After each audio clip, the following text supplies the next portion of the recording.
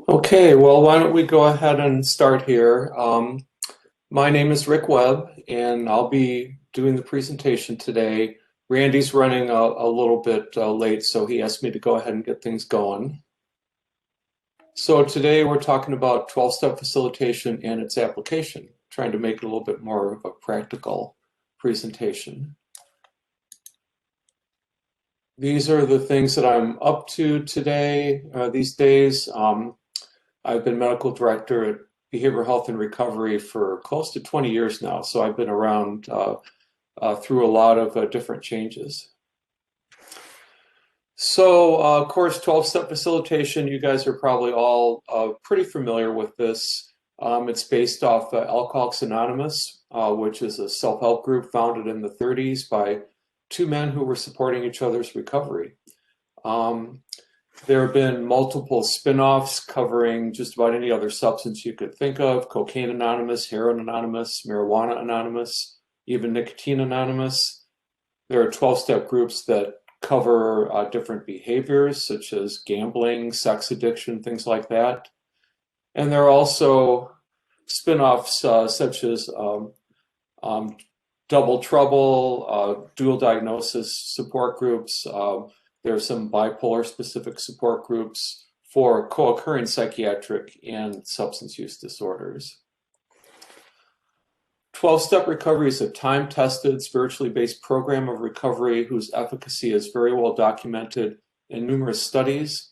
I'm not going to go into all of these. Mike Miller has some slides out there and has gone through a lot of this. And I will just mention the latest Cochrane review, which you can look up, that came out strongly in favor of 12-step facilitation as a good evidence-based treatment for substance use disorders. So 12-step facilitation was really the basis for treatment of substance use disorders almost exclusively for decades. So during my training and in early years of my practice, that was pretty much what we had to work with.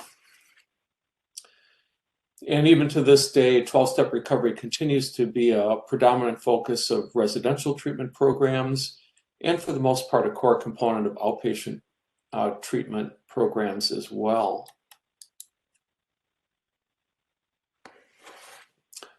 The basis of 12-step recoveries, 12-step facilitation rather, is it comes from Project Match, which is a very large multi-center NIAAA sponsored study dating back to 1989, so it's been around for a long time. It still is referred to a lot as the starting point for an evidence base for most of the therapeutic modalities that we use in treating addiction. It compared 3 manualized treatments, and all were found to be pretty much equally effective. These included cognitive behavioral therapy, motivational enhancement, which is basically using MI concepts that we're all familiar with, and 12-step facilitation. These manuals are all available online for all of these modalities, and I'll share that website in just a second. So basically, 12-step facilitation helps patients to productively use 12-step meetings. That is pretty much what it is built around. Some big advantages: there's low or no cost involved. Just a basket gets passed around at meetings. It's anonymous to insurers. There's no end to insurance benefits. And I view it as a great way to do long-term disease management.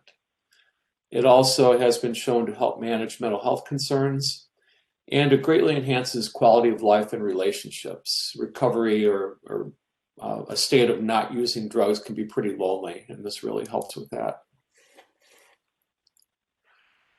Also, just to mention some other advantages, we know that active substance use in persons with a psychiatric disorder lead to non-adherence to medication and overall treatment, increased suicide attempts, and frequent decompensations. And 12-step recovery has been shown also in several studies to improve outcomes in all of these areas. And as we know, a large percentage of the patients we see have co-occurring psychiatric disorders. So it's really important to treat both of these disorders side by side.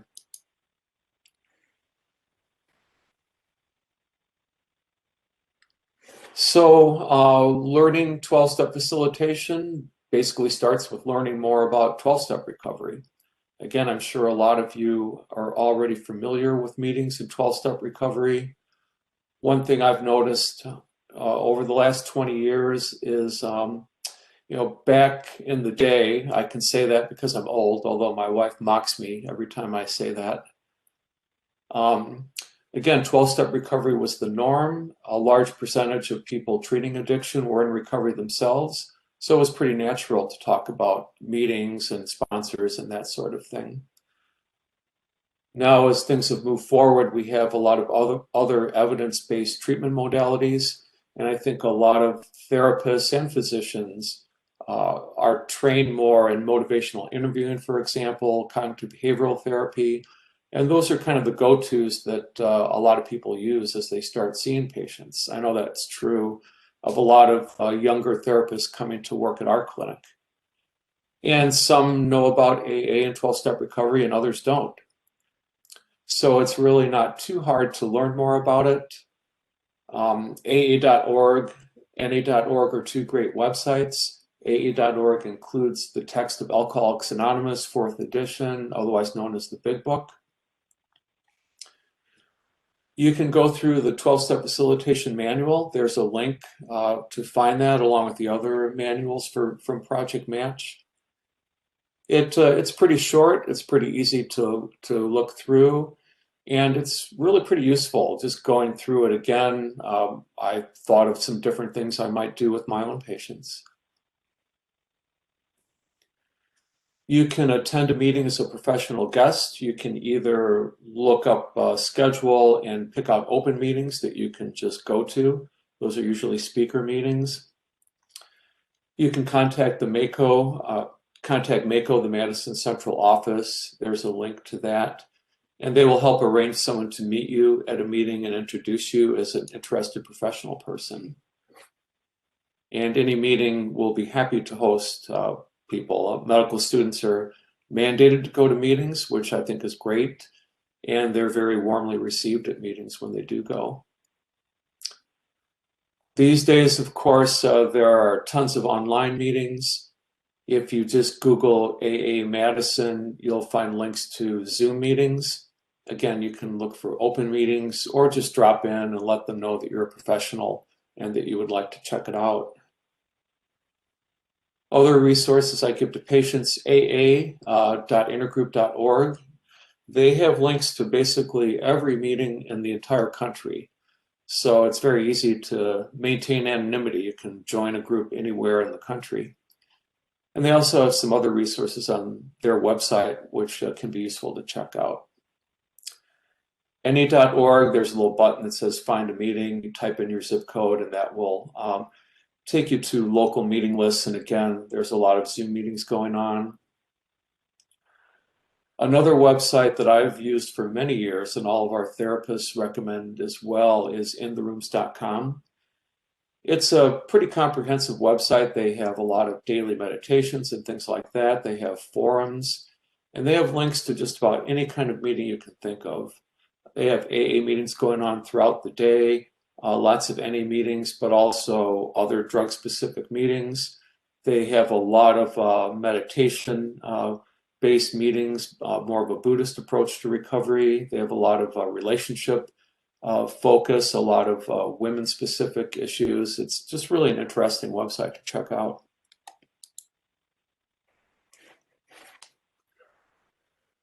So I thought we would go through and highlight a few things from the manual, looking at some of the core elements of 12-step facilitation.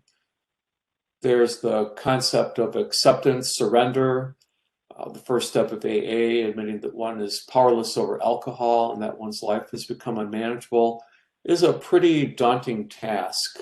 It's a lot to ask of patients. As we all know, the concept of denial and the need for acceptance applies to many psychiatric disorders as well as medical illness. If you tell a patient that their diabetes is at a place where they need to start using insulin, there's going to be some resistance to that. And it's easy to just forget about that and keep doing what you're doing, just as one example. So the idea is this aspect of TSF helps with acceptance that you have a chronic disease and that you need long-term management of that disease. Just to point out that patients can enter treatment with good insight and motivation for recovery. Sometimes that's externally motivated by the courts or a family member, but even if they're pretty internally motivated, denial and minimization have a way of creeping back in unless you're doing some ongoing maintenance treatment, and that can lead to relapse and decompensation. So ongoing 12-step involvement fights denial and continuously focuses on acceptance of the illness. Going to a meeting and saying, I'm so-and-so and I'm an alcoholic or addict or whatever is a pretty big reinforcer. It just kind of hits you in the face and reminds you of why you're there. And just to point out, AA endorses a strong message that although the individual may not be responsible for his or her genetics or their illness, the person is very much responsible for engaging in recovery behaviors. Patients will say, well, I don't like giving up control to a higher power. The message is that you're really doing something very active for your disease management by going to these meetings. So 12-step facilitation covers cognitions and emotions. And if you think about it, this concept is very compatible with a lot of other evidence-based treatments that we're all trained in and use on a regular basis, such as cognitive behavioral therapy, relapse prevention theory, dialectical behavior therapy, all help us deal with cognitions and emotions. Some examples of the grandiose manic patient might say, I can handle anything myself. The depressed patient might say, I'm not worth it. I'm not going to go to meetings. There's no use. You can help people work through some of these. Different kind of feeling states are covered. One example is the acronym HALT: hungry, angry, lonely, and tired. HALT before you do something you may regret. This is something that is talked about at meetings.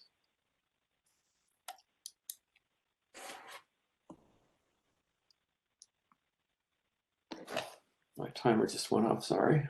There we go. A key element of 12-step recovery is social engagement. So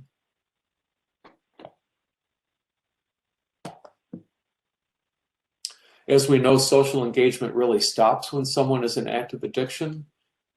The addiction is a very isolating illness. Pretty much all you want to do is obtain and use drugs. So I like the phrase, the opposite of addiction is connectedness. 12-step facilitation and going to meetings helps you identify people who are supportive of your recovery and to avoid those who are not. In other words, developing a good sober support network. It encourages people to look for healthy meetings and talk to others who show good quality sobriety, people who have been around for a while. And also just to mention, I'll mention this again, is you can help facilitate a patient's work with their recovery coach or peer specialist, which is a new profession that we're seeing more and more often. We're starting to do, we've been doing collaborative care in psychiatry for a couple years now, and we're starting to add screening and treatment of addiction to psychiatric collaborative care. That is getting started in a couple of test clinics and will be rolling out to all UW clinics. And a key part of the team is an RN, the primary care doctor, and a peer support specialist. So they will be a key component to collaborative care going forward. The other big topic is spirituality. We all know that addiction is a biopsychosocial spiritual disease. A focus on spirituality is unique to 12-step facilitation and 12-step recovery. The word God is pervasive in the steps in AA literature, but it's noted that all the AA texts go to a great length to define spirituality in very broad terms. TSF helps people explore the concept of higher power. It's good to point out that the 12 steps work in any culture or religion around the world. You can put it just about anywhere and it works. And you can help point out that the wisdom of the group itself, connection with others, those can be considered something beyond yourself as well to give you support.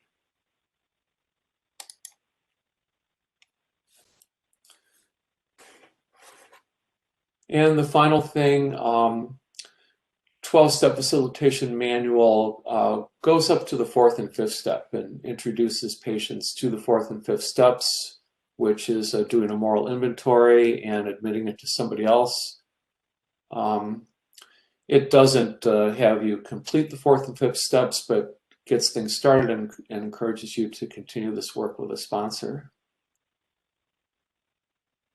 Basically, this helps you accept responsibility for the consequences of active addiction, helps a person to deal with guilt, anger, resentments, those sort of things.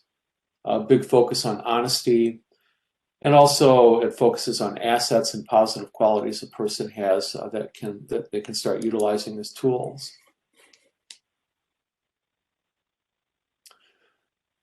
So what is the role of the therapist? How can a therapist help people navigate 12-step meetings?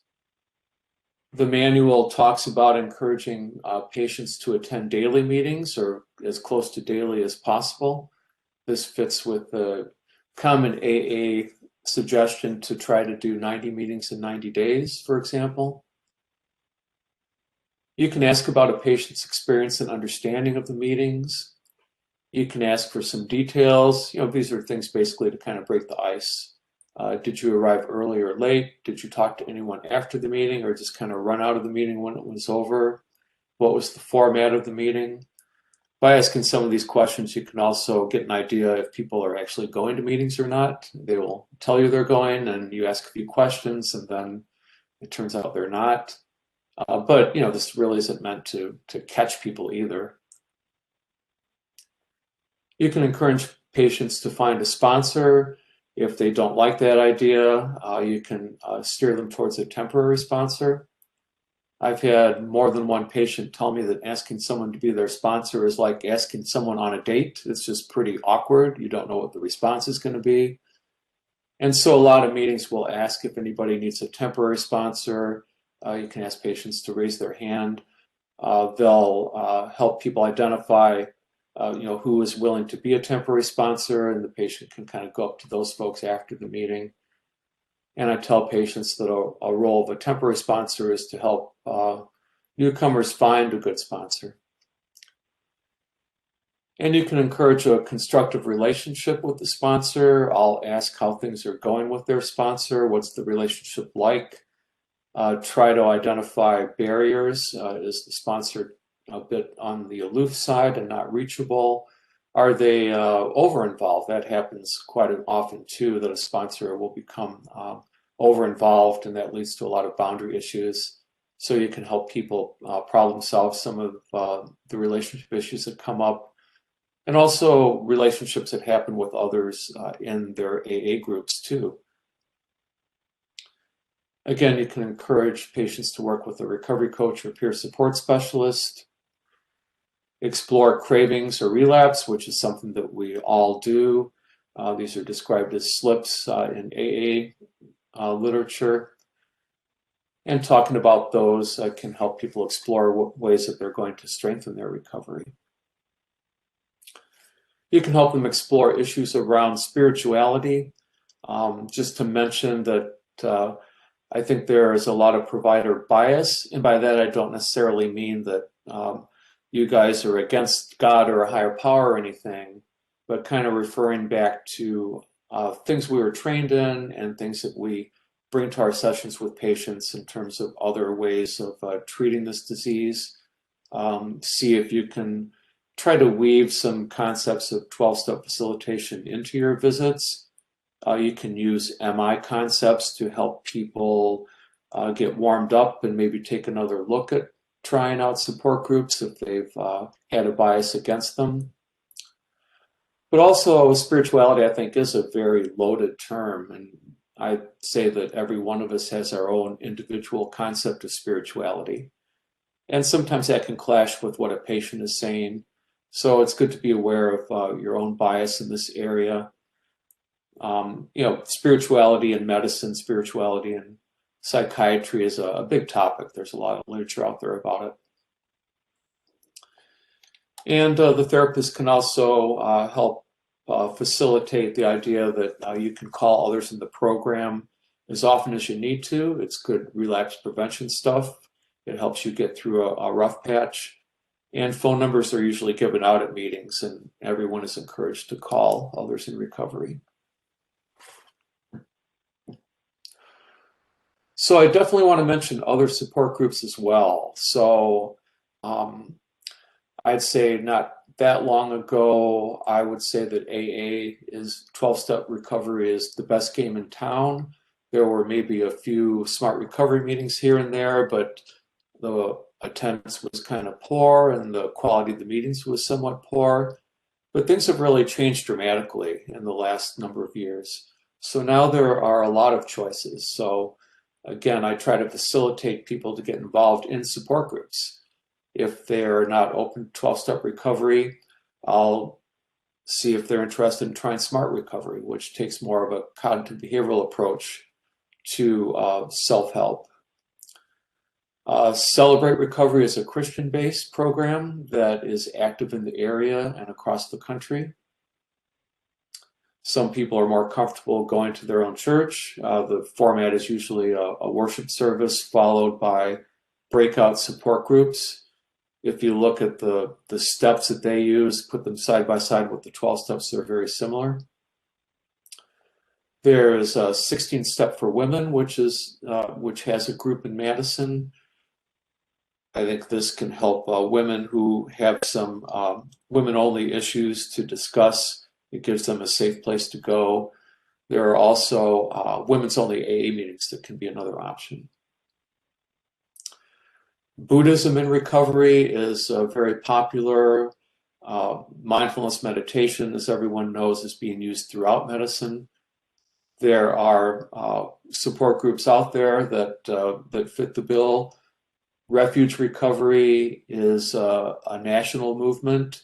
Meetings are typically start with a meditation and then go on to have more of a general discussion. I remember there's a 12-step in meditation group in Madison. There's Heart of Recovery, which is sponsored by one of the Buddhist temples that's pretty popular, and other Buddhist approaches too, if you look that up. And again, there are multiple other support groups out there, and therooms.com can help you identify some of those.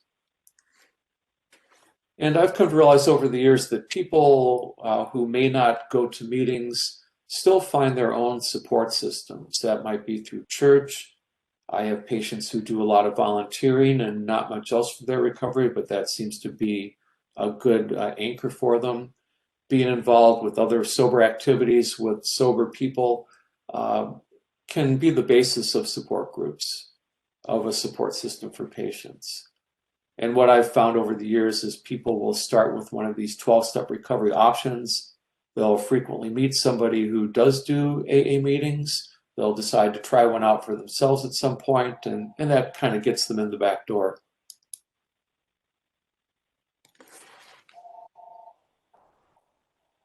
So trying to engage patients, patients are frequently resistant to 12-step recovery suggestions. I'm sure all of you find that on a daily basis. You ask a patient if they have checked out any 12-step groups, and they'll just shut the door on that very quickly. There are many different views and biases regarding 12-step recovery. We talked a little bit about provider bias. There's also a lot of cultural bias for it and against it. You'll find very passionate articles in popular media bashing AA, and you'll find just as many supporting it. So I'll tell people about 12-step facilitation, 12-step recovery as an evidence-based way to manage chronic disease and try to prevent it that way to patients.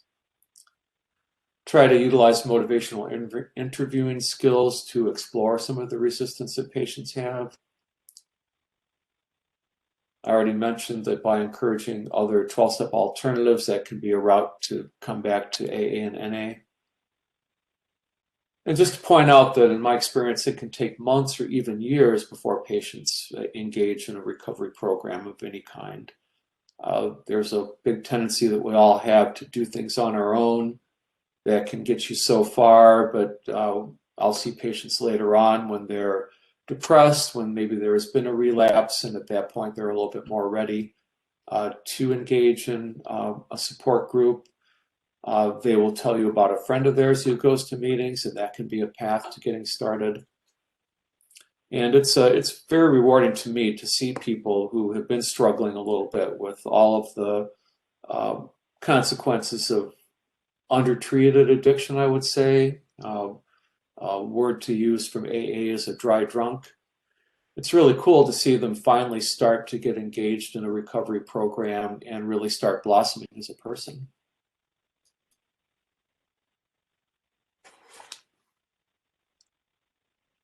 So I realize I'm going through this kind of quickly. I wanted to leave room for discussion. So if anybody has any questions, feel free to jump in or put them in chat. I thought I would go through a few examples of resistance that I seem to come across fairly often in my practice. So these are things that patients will say. They'll say, I've been to meetings and they don't work for me. So again, taking kind of an MI approach to, ask people more about this, pointing out that what is an adequate dose of meetings? Have they just tried a handful and given up quickly? How often are they going to meetings? Again, kind of present this as a way to manage their disease long term and look for change over time. Help them to try to find the right meetings.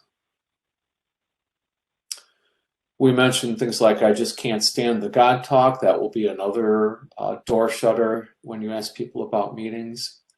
You can ask them about their past experiences with organized relationship.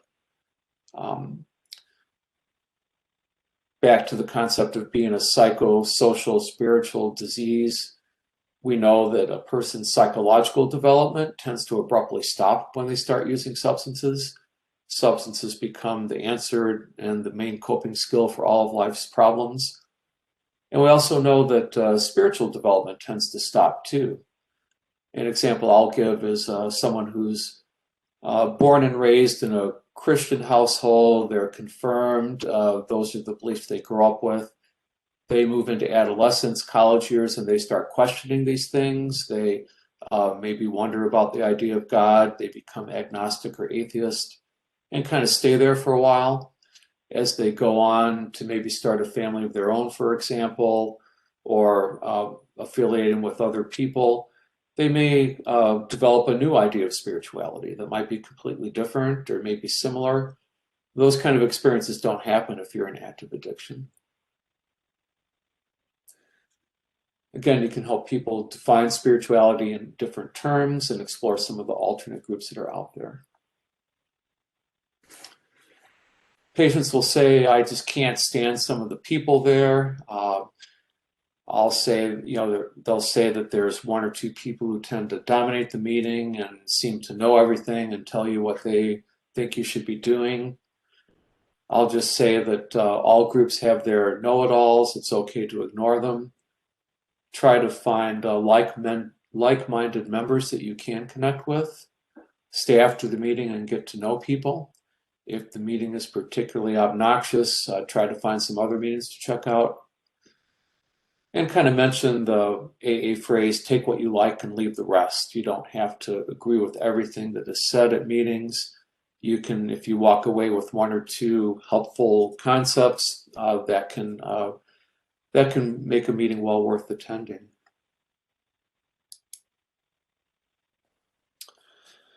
Kind of in a similar line, patients will say they all know each other, they don't talk to me, they're very cliquey.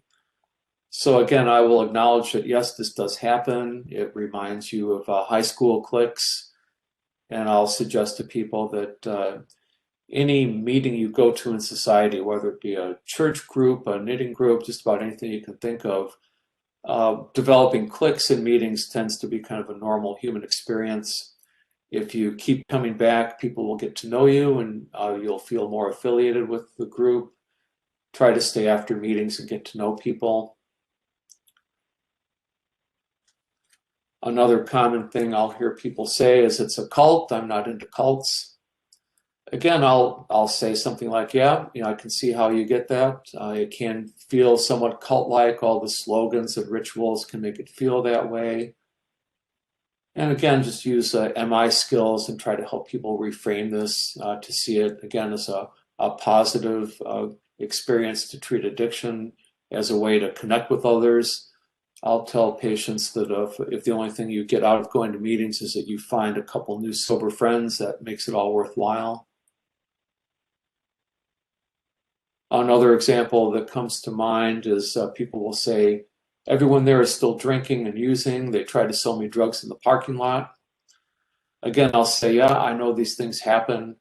I'll suggest that they try to find different meetings. Unfortunately, certain meetings in certain parts of town lend themselves to this kind of thing happening. So I'll suggest trying meetings a little bit away from the city. And mention that, it's probably limited to a few meetings and a few occurrences, and that is not at all a common experience.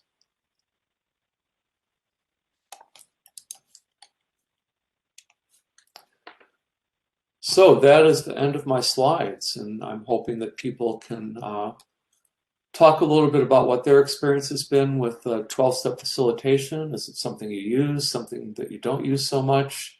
Is it something you could see doing a little bit more of?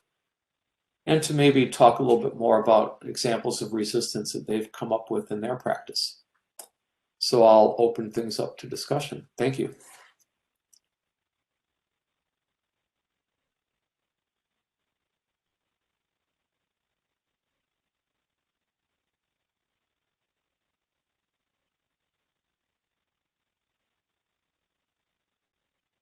So, Rick, have you ever tried, this is Dean Cron, have you ever tried following the formal 12-step facilitation manual or using that in your clinic?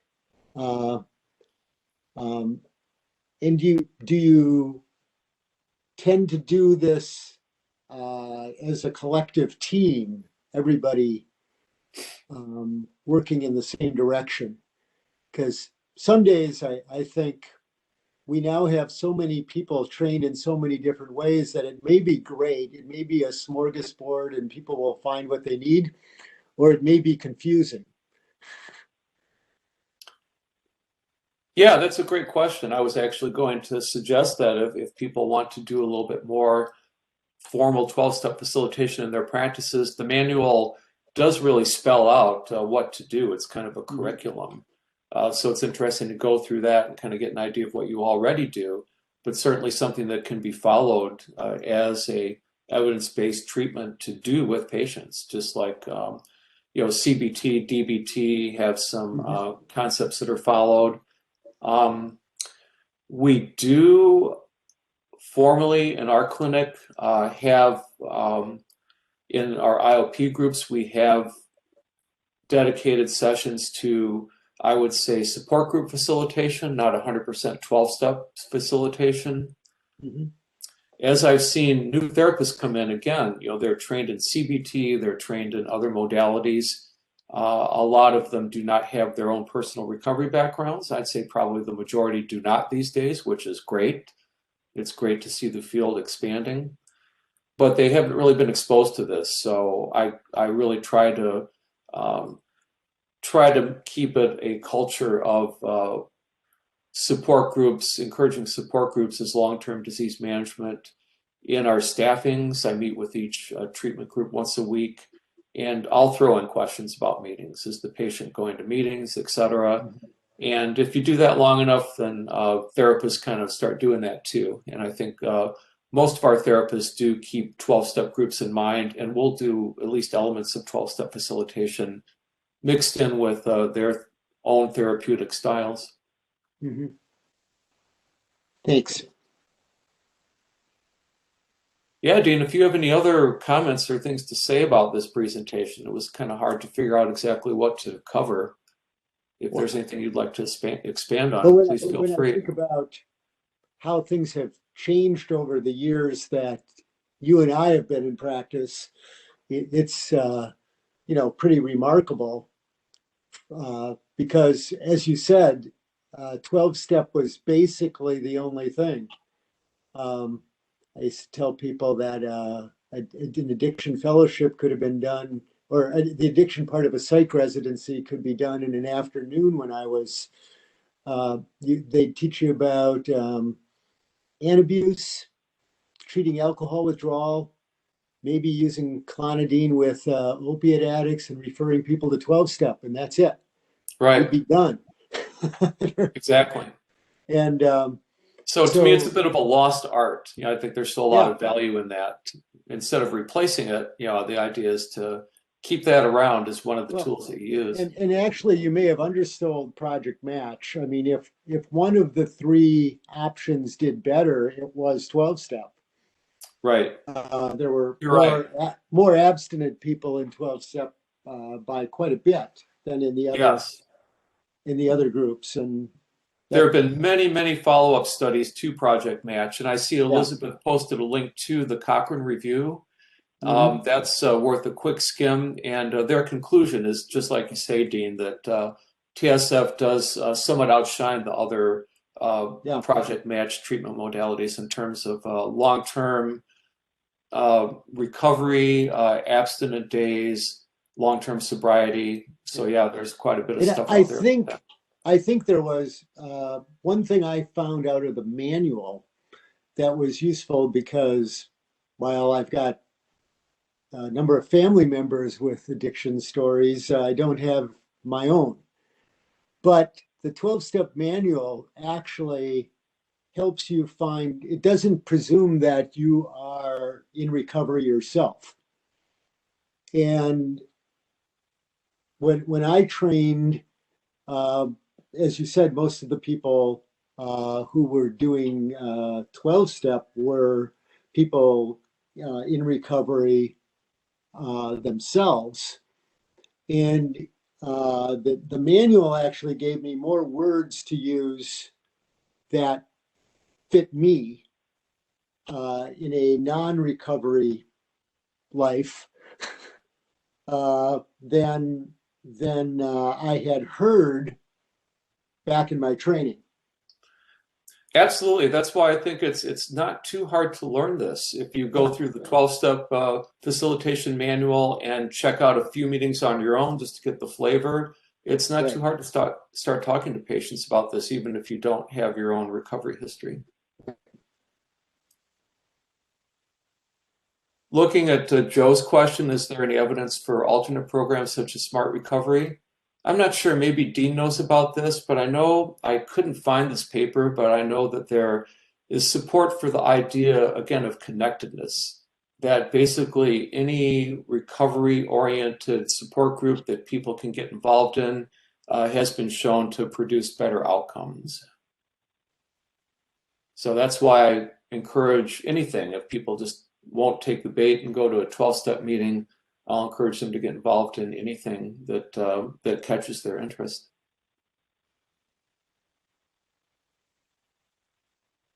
And church, absolutely. I mean, I noticed early on in treating addiction that my patients who were involved in church tended to do better if it was a part of their family tradition for whatever reason. The idea is to encourage people to do more than just go to church. Talk to your pastor, let your pastor know what's going on. That can be a great treatment method. Start attending some Bible studies, other kind of support groups. And then again, I'll at least let people who are going to church know about Celebrate Recovery. It's it's non-denominational. It might not fit perfectly with someone's belief system, but for sure, church is a great thing to encourage people to do. Absolutely.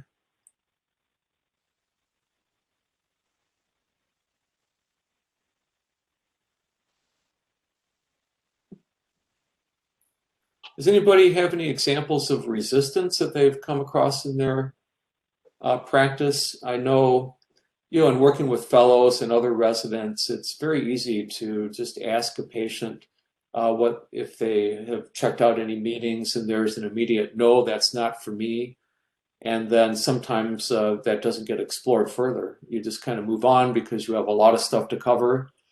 How might you approach that? How can you kind of look at resistance and deal with that?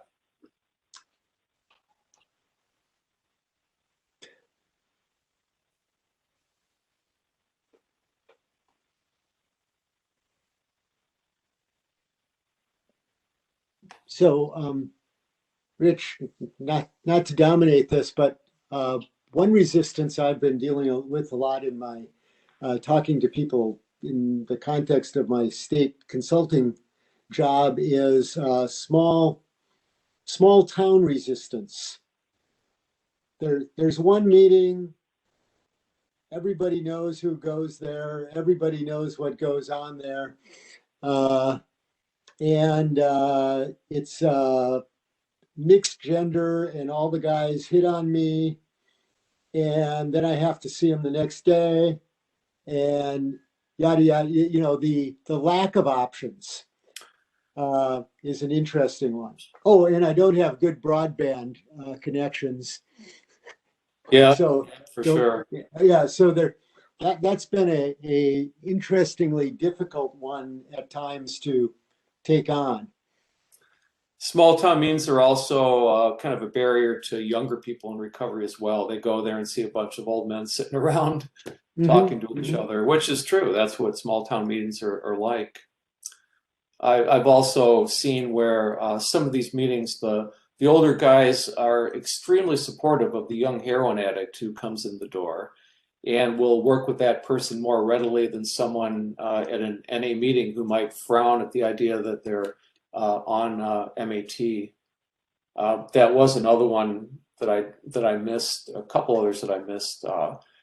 Being on MAT can be a barrier too. There are still groups out there. It's getting better, but there's still groups out there who frown on people being on methadone or Suboxone, and so I just mentioned that there's really no need to tell people that you're taking medication.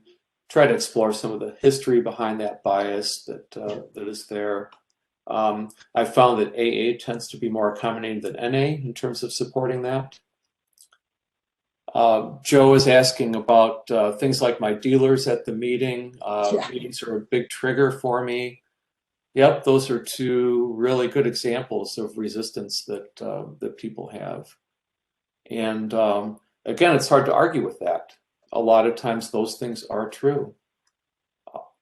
So do you have any suggestions, Joe, as to how to address that, or does anybody else have any ideas? Well, I don't push meetings on them. I say if that's going to be a trigger, you better not go there, And so I suggest what other alternatives they might have, like church or some other organization that they might join, like Lions Club or Rotary Club or something along those lines, where the dealer probably isn't going to be there, or other people that they've used with aren't going to be there. So I think finding that connectivity and support is what's most important. Absolutely, I couldn't agree more. I have one guy that comes to mind who every Sunday he goes and does some volunteer work with his church group, and that's his recovery, and it's been working great for him for years. The other idea would be to try some different meetings. If your dealer's at the meeting you go to, try to go to one a bit further away. If a meeting is triggering you, think about finding a temporary sponsor right away and work on that with your sponsor. Bring those feelings back to your therapist and talk about them. Maybe try, like you say, Joe, some other support groups, and try to build up a community, somewhere else. Rich, what about like patients that have social anxiety disorder and they tell you, I can't go to the group? I've had patients like that, and I usually say, well, what do you think is gonna help you? And they say, like, when you have cravings, what's gonna help you? and they say, oh, I like to walk with my dog, or I like to go on my fat bike and ride around or do something like that. So I usually encourage them to do what's going to best be in their best interest. I mean, do you have any other suggestions for how to get someone that has social anxiety disorder to go to a meeting? Yeah, that's on this last slide that I missed. So I'm glad you're bringing that up too. I'm just too anxious. I have panic attacks. So the first thing I'll do is try to see if I can diagnose and treat an underlying social anxiety disorder. Starting people on an SSRI, just giving them some education, um, sharing with them that lots of people are shy, throwing a statistic at them like I know that up to 50% of people with addiction have a co-occurring social anxiety disorder. It's a very common co-occurring illness. So kind of demystifying that. And then I'll either work with patients myself to do kind of a graduated exposure plan, drive by the meeting a few times and then be with your anxiety and see how it feels, work on some breathing techniques, then go and sit in the parking lot when it's empty, maybe walk up to the empty door when a meeting's not going on, walk into a clubhouse, things like that, so a graduated exposure. And they can also work with their therapist on that as well. Do you have any other ideas on that? Well, I work with what works for them. So I mean, if they tell me exercise works for them, I say then just exercise, and I give them the breathing exercises. So all this, I think it's connectivity and kind of feeling that they're worthwhile. So if meetings are kind of a difficult for them, I say let's try these other things first. And I usually don't push the medications, but I know you're a psychiatrist, so kind of like that might be the first thing, but I usually try to say, well, what works for you? What works for the individual, rather than trying to make them go to a meeting and sit in front of a parking lot. I think whatever's easiest for them, I try to do that first. I mean, and then probably I'd refer them to you if they needed to get some medication for the social anxiety disorder. Sure, or they can also just ask their primary care doctor, say, Yeah, hey, I was just told I have social anxiety disorder, and the first line treatment or serotonin reuptake inhibitor, most primary care docs are happy to start those.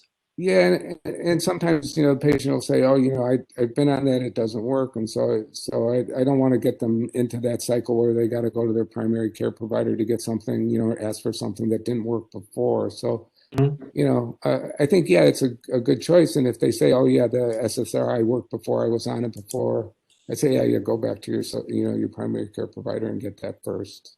Sure.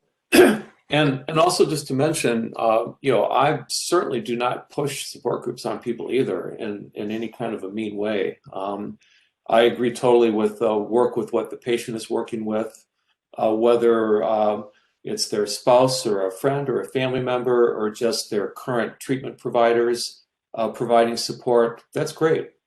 And then the idea is to see people over time. One advantage to being a prescriber is people are going to keep coming back to you for their medication. So you have chances to do some motivational work as you kind of go along. So help people with their co-occurring problems, treat people with what their current concerns are, and just see if you can slip in the idea of connectedness. And like you say, don't necessarily push 12-step meetings, but any kind of social group, any kind of way people can connect to healthy people is really good stuff. Yeah, I just wanted to say, I think both of you have been talking about different approaches, and one thing I often talk to patients about is sort of what's your ritual and what's your rescue behavior. And so I like that weekly church, or what do you do daily? Do you do the thought for the day, or do you, sometimes actually if they're taking naltrexone, when they take their naltrexone, take 5 minutes and think about recovery that day. Something ritualized. And then what do you do when you're sideswiped by an emergency craving or emotion that you weren't planning for? What can you do then? And if we can plan out what works for them, it's terribly useful. Yeah, meditation is my go-to, Joe. Right. Yeah. Learn mindfulness meditation. And just to acknowledge too that there's more and more social media ways to do recovery out there too, not just online meetings, but podcasts. There's a lot of great podcasts. Recovery Elevator is one that I've listened to a fair amount, and I like their philosophy, which is similar to what we're talking about in terms of meeting patients where they're at, or helping people talk about their recovery story that may or may not include support groups. What's working for them. So listening to podcasts, doing daily readings, mindfulness meditation, exercise, all great things that I'm hearing. This is, can you guys hear me? This is Elizabeth. And I want to say I really appreciate this topic. And I think it's something that I've sometimes struggled with in terms of how to talk to patients about it, because I've had too many patients, particularly with opioid use disorder, who have had really negative experiences like you described, about you shouldn't be on your meds, or they've had sponsors. I had patients stop their meds because their sponsor told them they weren't really in recovery, and sort of a lot of these mixed messages. In addition to, I don't always think it's the best fit for folks who don't actually want to abstain entirely from all substances. Like that's sort of another group that sometimes struggles. So I really appreciate everything that's been described, and just, I think my approach has been really what a lot of people have said, which is understanding, what are you looking for, what's worked for you, what hasn't worked for you, really, unless they're in a really super rural area with only one meeting, like trying different meetings now that so many things are online, looking for different groups. And I'll often, talk to folks about, like, you have to try a lot of meetings before you find one that works for you. You might find that a women's only group, like going kind of through the options and really encouraging people.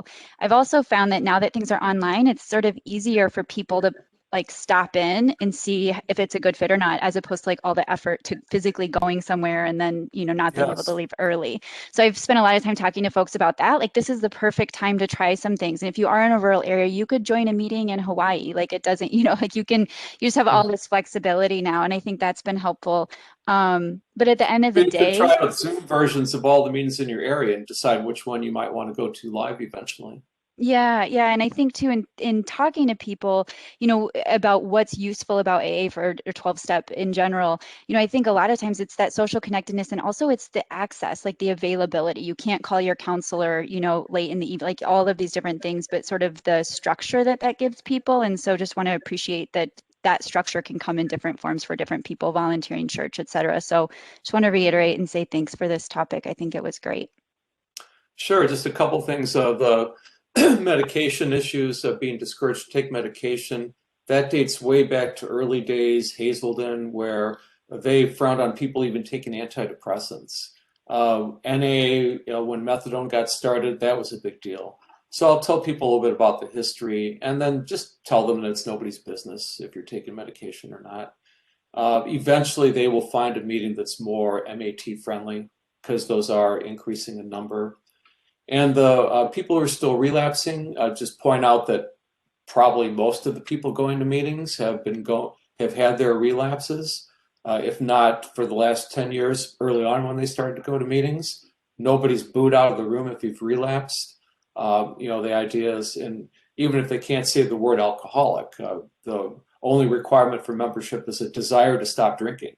So you can start going to those just because you want to work towards not drinking, or even working towards moderation. They can still provide some help for people. Oh yeah, I think that's a real good point. Like, so for the person that's a heroin user, if they say, oh, all my users, or the dealers at the NA meeting, then I say, well, go to an AA meeting, because it's less likely that your dealer is going to be at the AA meeting. And I've just found AA meetings are much less judgmental than NA meetings when it comes to people on Suboxone. It's just kind of interesting. I think it goes back to the NA. They still have a policy. These are centralized organizations with national offices. They still have a policy saying that if you're taking methadone, you shouldn't be talking at meetings. Because people would come to meetings nodding out in the back and they didn't know what to do with them. So they came up with this idea that you can come to our meetings, but you shouldn't talk. Well, unfortunately, that's kind of bounced over to Suboxone. So that's where a lot of this comes from. Oh, is that still carry over? I mean, and like you said, they don't have to disclose that they're on Suboxone, but it's just that desire to stop drinking. And I mean, I think all of my patients are not drinking, so going to an AA meeting, they're there and they can just clearly, without any hesitation, say, my desire is to stop drinking, not to use alcohol. One barrier there that if you don't introduce yourself as so-and-so, I'm an alcoholic, if you say addict, somebody might come to you after the meeting and say, well, if you're an addict, you should be going to NA meetings. So, Well, and I also tell them it's okay to lie. what? I tell them it's okay to lie, to tell them you are an alcoholic. Right. And so, I mean, I think because of the shame and being pushed out of there, if you admit that you're an addict, I say, just tell them you're an addict, So, and feel well, comfortable. I have a question because this is actually something that's come up with patients that I talked to before about maybe not disclosing that they're on medication. And I think for some folks, they're really focused on the importance of honesty as part of their recovery and something that's really prominent throughout the 12-step sort of approach. And so I actually don't have a good response for that. Other than I've had phone calls with people, sponsors, with patient in the room, I've had a lot of other conversations, but I acknowledge that I think for so many folks, actually being truthful is an important part of their recovery. So then to suggest that they go to a meeting and not fully disclose or feel that they're being dishonest is really hard. So I'm curious, how do people? Their dealers are at the NA meetings and they're saying, yeah, I'm an addict, and they're lying. I mean, it's kind of like, so I say, then don't go to the AA meeting, don't go to the NA meeting, go to a church meeting where they're not going to judge you and you don't have to admit that I'm an alcoholic because I'm coming to this church group that's doing community service. I think it's kind of like, if you have to be shamed for what you're doing because you're say, oh, I'm on this medication. Do they ask for a whole list? I'm on SSRIs. Are they still shaming people that aren't? I mean, I think that's kind of really not in line with what's in the best benefit of the patient. So, I mean, I don't know. It's kind of. Well, and also to keep in mind that that one person who comes up to you with a problem, it's really their problem. It's their opinion. 95% of people at any meetings are just fine with patients being on Suboxone. They don't care. They're not judgmental. But there are definitely, every group has its judgmental members. That's just the way it is.